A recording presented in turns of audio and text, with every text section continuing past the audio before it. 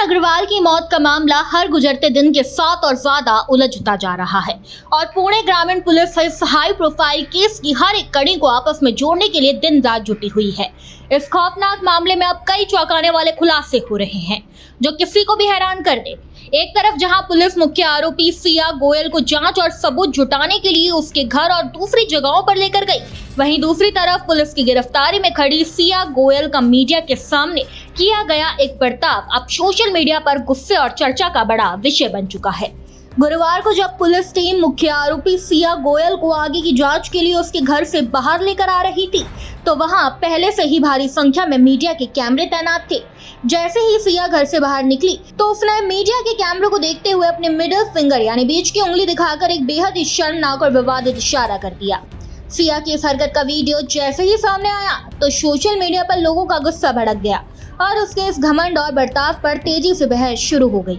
हालांकि पुलिस प्रशासन की तरफ से सिया के इस अजीब व्यवहार पर अभी तक कोई भी आधिकारिक बयान सामने नहीं आया है, क्योंकि पुलिस का पूरा फोकस इस समय सिर्फ और सिर्फ मर्डर मिस्ट्री को सुलझाने पर टिका है। केतन की मौत की गुत्थी सुलझाते हुए पुलिस के हाथ अब एक और बड़ा सुराग लगा है, क्योंकि जांच में अब एक तीसरे युवक का नाम सामने आ रहा है। पुलिस सूत्रों के मुताबिक ये युवक मुख्य आरोपी चेतन चौधरी का क्लासमेट यानी साथ में पढ़ने वाला दोस्त है, जो मूल रूप से महाराष्ट्र के बिड जिले का रहने वाला है और फिलहाल पुणे के बालेवाड़ी इलाके में एक प्राइवेट कंपनी में नौकरी करता है।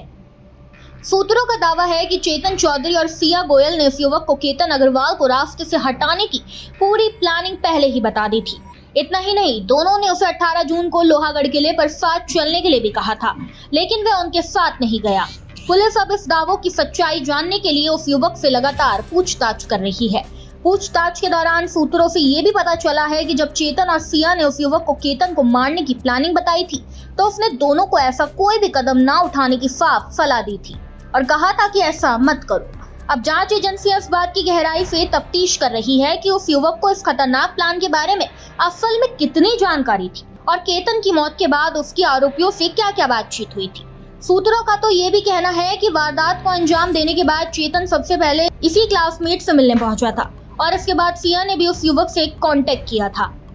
पुलिस अब इन सभी दावों और कड़ियों को पक्का करने के लिए आरोपियों के कॉल रिकॉर्ड्स, डिजिटल चैट्स और दूसरे टेक्निकल सबूतों की बारीकी से जांच कर रही है ताकि कोर्ट में मजबूत सबूत पेश किए जा सके।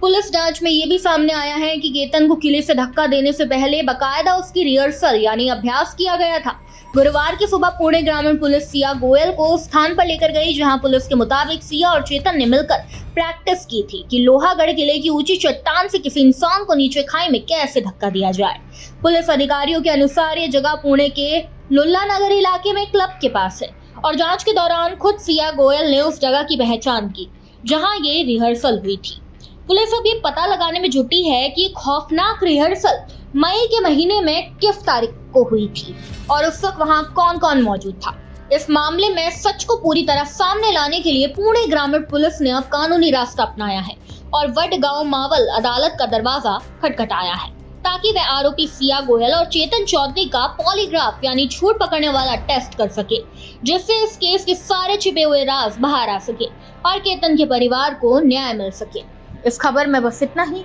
ऐसे ही तमाम खबरों को जानने के लिए देखते रहिए भारत एक्सप्रेस डिजिटल।